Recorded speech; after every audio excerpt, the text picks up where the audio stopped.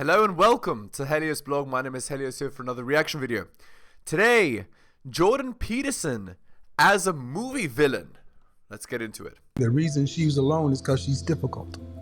Women are not accepting the bare minimum. Women fuck men they respect. All the women who say things like, I'm strong, independent, I don't need no man, like, y'all impress me. Women just gaslight each other and say what they want to hear.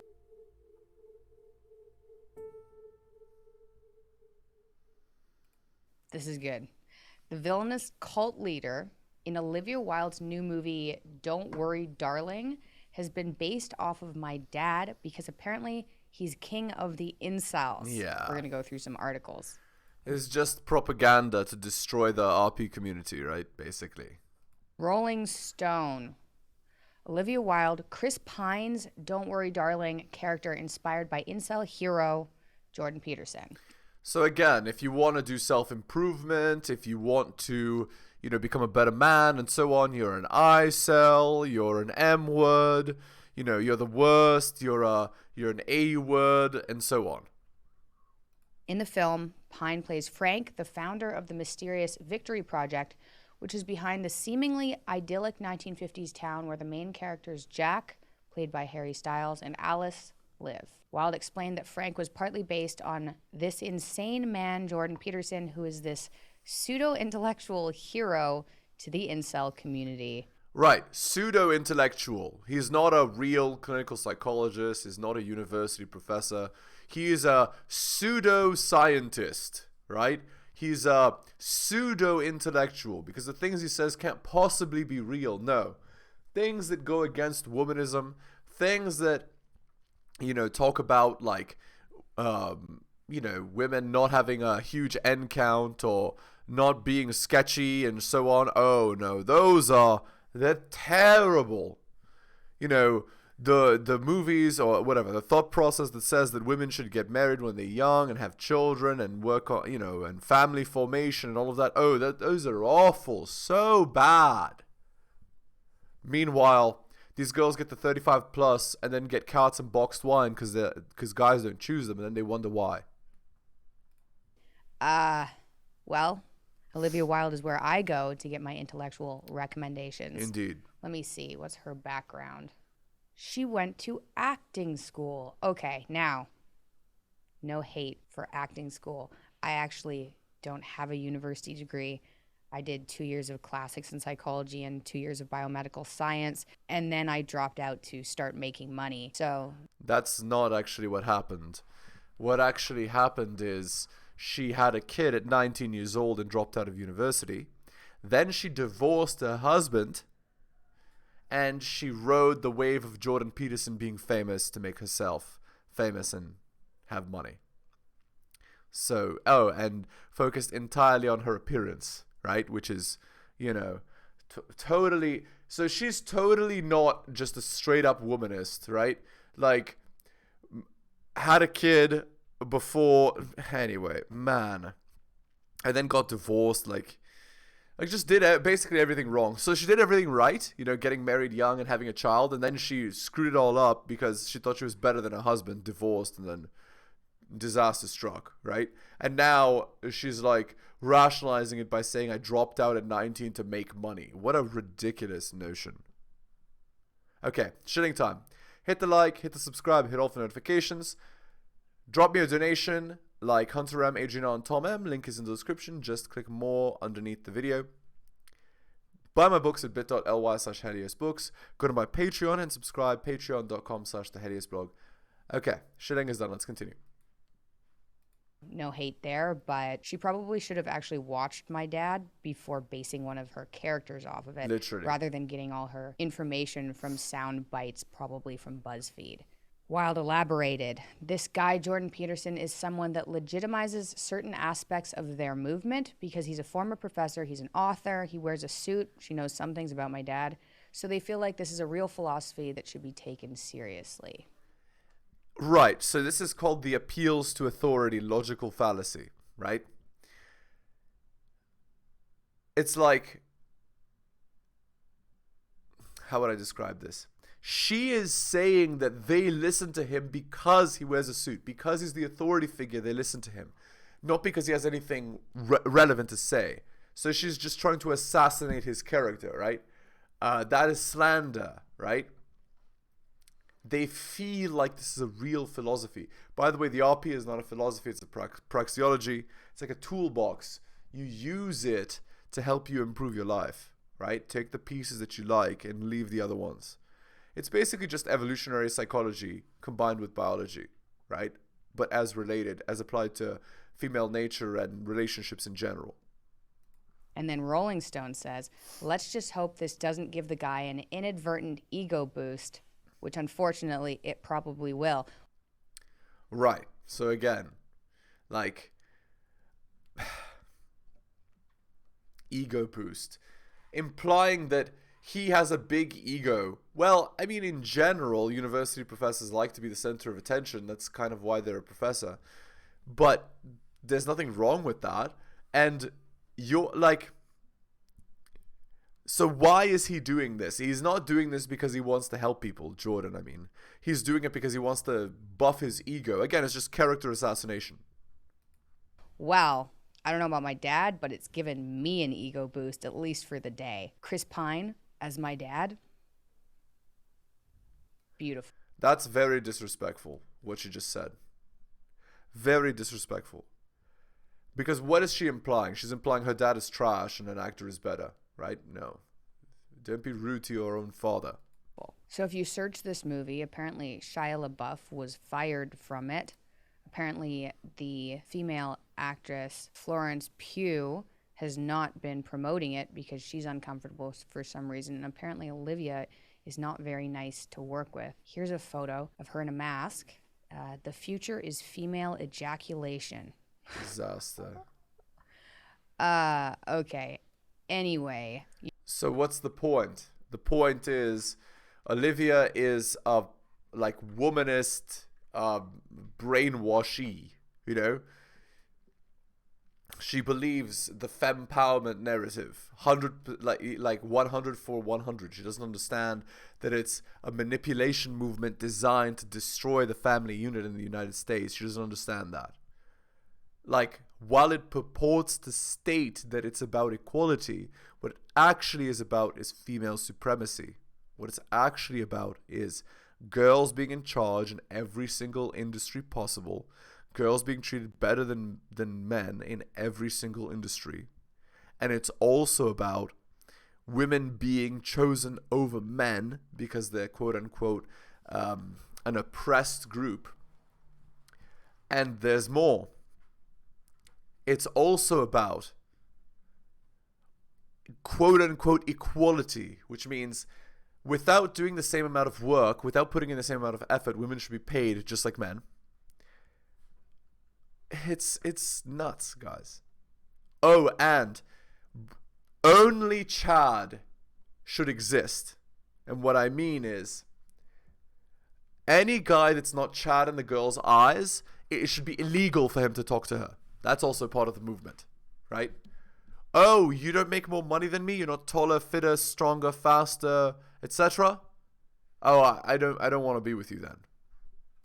You guys can think whatever you think about that. Apparently there are a bunch of, oh my gosh, her Instagram. Oh my gosh. Okay, well, nobody is taking this chick seriously. I'm going back to the mainstream news.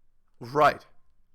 So, what's the point? The point is Olivia destroys herself with every single message where she shows that she's clearly brainwashed. Again, how would you describe a person that acts the way that Olivia Wilde does?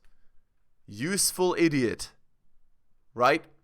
Oh, she's a former very beautiful actress who is now past her prime, and now that she's past her prime, she's had her fun, she wants to settle down. Well, no guy wants to be with her, and the reason is because Olivia has so much money, and she's so recognized that she wants a guy who's even more superior to her to be her husband, which none of them want her because she's too old at this point. And so she sinks further and further into the womanist movement, right? Oh, it's all about women, cats and boxed wine. I'm strong and independent and empowered. you know? Meanwhile, the bedroom is empty, except for bedroom fun. Nobody to hold her at night, nobody to marry, nobody to have children with. News articles that also people probably aren't taking seriously. The Independent. Don't worry, darling. Olivia Wilde says Chris Pine's terrifying character is based on insane Jordan Peterson. Right. Jordan Peterson is insane because he's conservative. That says it all, right? It's just character assassination, ad hominem attack. That's it. She further explained that incels as a community of disenfranchised, mostly white men who believe they are entitled to sex from... Nope. That is not what incels are. They don't believe they're entitled. In fact, they complain that women don't want them. That doesn't mean they're entitled. Basically, what they say is, no matter what I do, I can't get laid because I'm genetically inferior, right? Even though it's actually not true. Those guys could get laid if they wanted. They just need to be more competitive, right? Women. My dad is not pro-incel. I believe. Also, the article says that I-cells believe that society has wronged them and should be back in its rightful place. Society is right now, like, girls in the West, most of them are not marriage material. Now there's literally a meme going around called Passport Bros, where guys leave the country to go, date and marry women outside of this country. And when I say this country, I mean countries in the West in general. Like, think about that, guys. Think about how bad it has to get for that to be a thing. Just think about it. And it's not that society has wronged these men. What it's done is it treats them like they're absolute garbage, right? Like they're not worth anything because they can't get women's attention. I believe there was a clip from Joe Rogan. I'm actually going to pull it up. So you're a young man, and all the women are rejecting you. Who's got the problem? It's not all the women. That's a bad road to go down. If all the women are rejecting you, oh my gosh, it's you. It's dad. So, again, if all the girls are rejecting you, here is what it means. It means you're not a competitive, strong, successful man. Because women want a man who's better than them at everything. Women want a man that other men want to be and other women want to be with. So, if you're getting rejected by every girl, it means you're invisible. And what that means is, you need to be fitter, faster, you need to get smarter, you need to make more money. All of that. You need to be more charismatic. That comes with practice, with talking to people. That's what you need to do. Hello? Hello, Red Girl. Hey, can I FaceTime you for a second? Yep. Hey, okay, so I've got hilarious news. I don't know if you've heard about it already. I've heard nothing. I've been on an airplane. This is exciting, Dad. You want to hear it? It's almost as good as Red Skull. Uh-oh. So apparently, you have been written in as the villain to Olivia Wilde's new movie. Because, it gets better, because you're king of the incels. Oh, really? So Rolling Stone wrote about it. Olivia Wilde, Chris Pine's Don't Worry Darling character inspired by incel hero Jordan Peterson. Wow. How many scientific papers have you written? Published? How many have you published? Pseudo-intellectual, though. He's a pseudo-intellectual. He's not a real intellectual. No, Olivia is a real intellectual because she's done women's studies, guys. I'm probably in the 99.9999999% of citations. That's the only qualification for credible science, citation count. So pseudo-intellectual isn't how you would be described. Okay. Indeed. Although, even that is a logical fallacy, right? Because asking the person for their opinion doesn't qualify them. But the citations do. Truth be told, the citations do. If he's in the 99th percentile for citations, it means that people in his community, in the psychological community, consider him to be a credible source, which means he's not a pseudo-intellectual. He's an actual intellectual. So I'm convinced that Olivia Wilde is secretly a Jordan Peterson fan. Otherwise, I don't know why you would cast such a terrifying character as Chris Pine. So thank you for that. That's really funny. Anyway, this is just another weird thing that happens in the life of the Petersons, I suppose.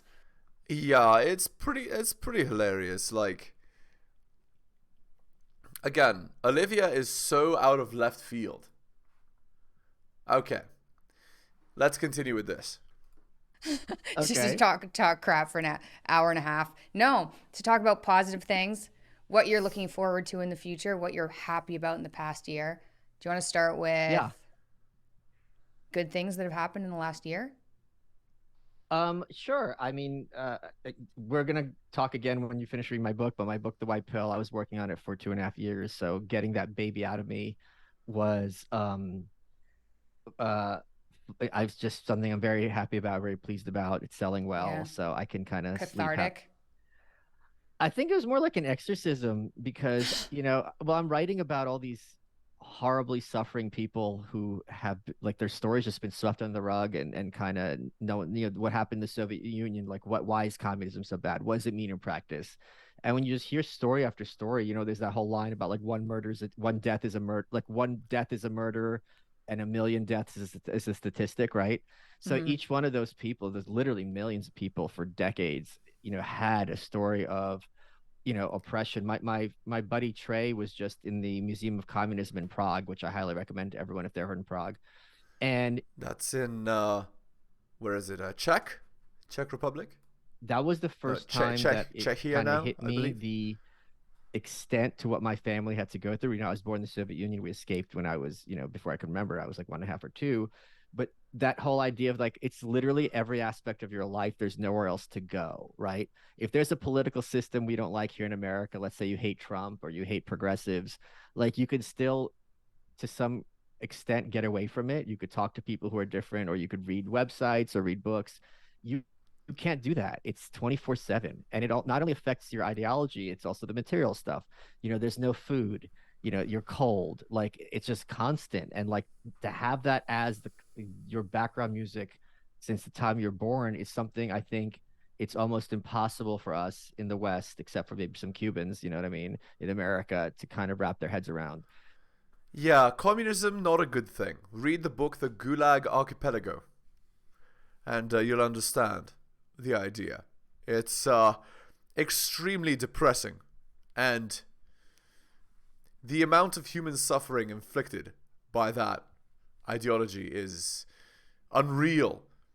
By the way, womanism is based in cultural Marxism, and communism is also based in Marxism. Just think about that for a second. So kind of telling that story was very, I think, cathartic. I feel like it needs to be discussed so much more. It's discussed in the context of like you have like conservatives yelling that Biden's a Marxist and all this other kind of silly stuff, but it's not really discussed what this was like, the Second World for that long. So I think kind of telling these people's story was something that I feel like I can go meet my maker and be like, okay, you kind of did your part. Well, good for you. I'm interested. I'm looking forward to reading that book. I left, and I don't want to compare Canada to the Soviet Union because the Soviet Union was on a completely different level. Yes. But I know that how I feel being in Canada is a stress, just a societal stress that I don't experience in Florida. And everybody there, so I am comparing them. But I also recognize that it's not the same. It's different levels of magnitude. I think there's a little bit of it there saying. where everybody thinks the same thing. So, they're like people are still wearing masks there and everyone's stressed out and everybody thinks like that. So and you can't really find people who don't.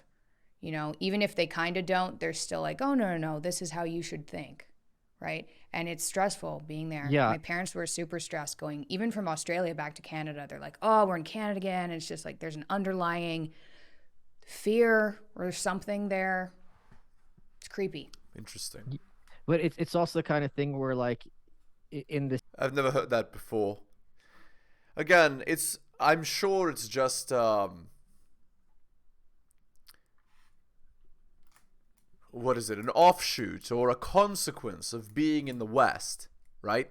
The West in general, most countries are, not in a good place, right? And the reason is because the womanist ideology, which is based in cultural Marxism, is present, right? And it's an oppressive system. the states, even as divided as we are and hopefully are going to increasingly become, you are painfully, well, yeah, I wanted a national divorce. You are painfully aware that there are people who think the other side of you, right? You can't really get away from like alternative points of view, whether you hate, like, whether you're progressive or whether you're Republican, you're going to be sensing that other perspective.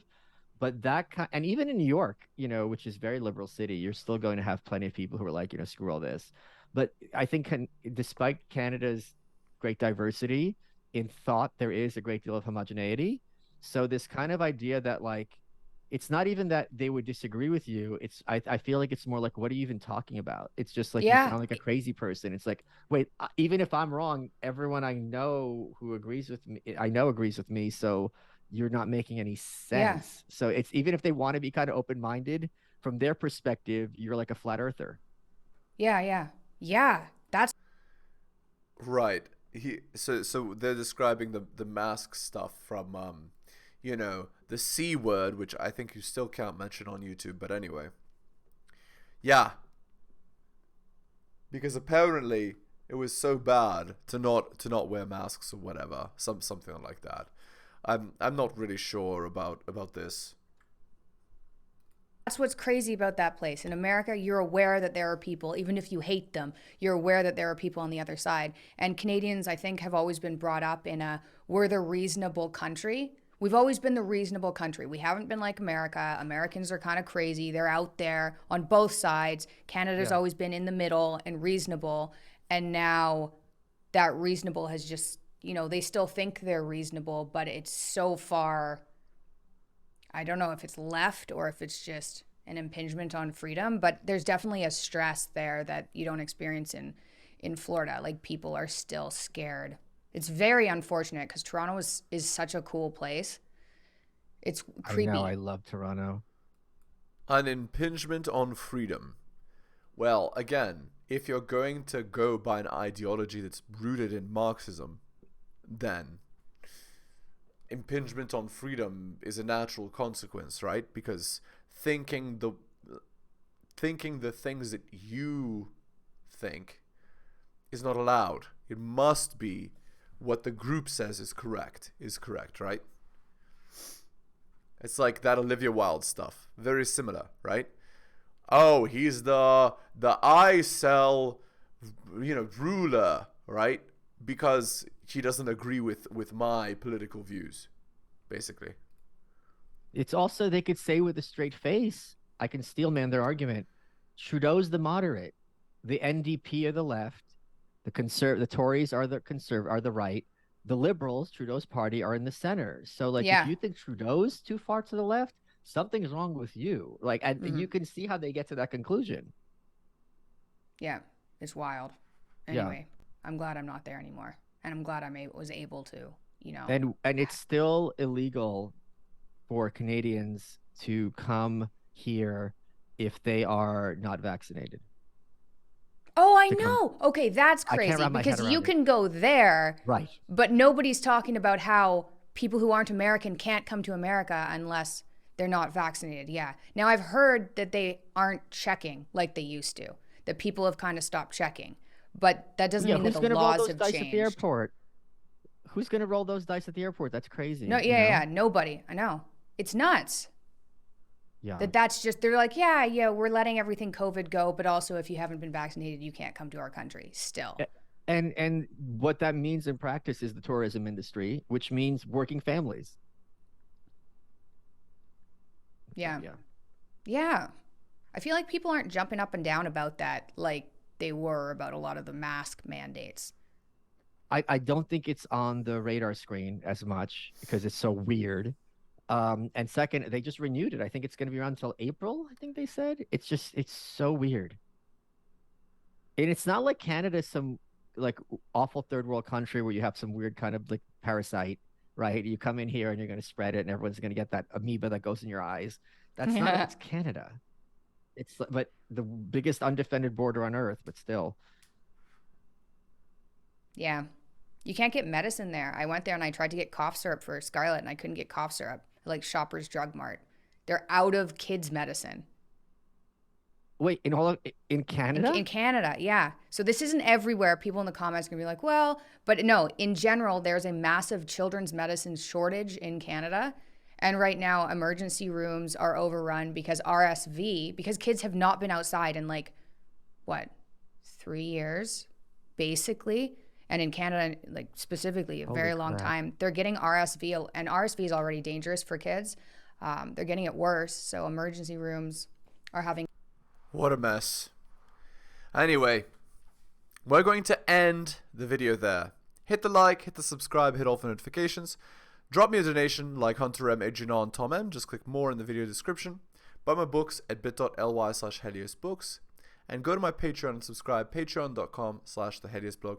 Thank you so much, guys, for taking the time to listen to my video, especially if you listen to the end. I really do appreciate it.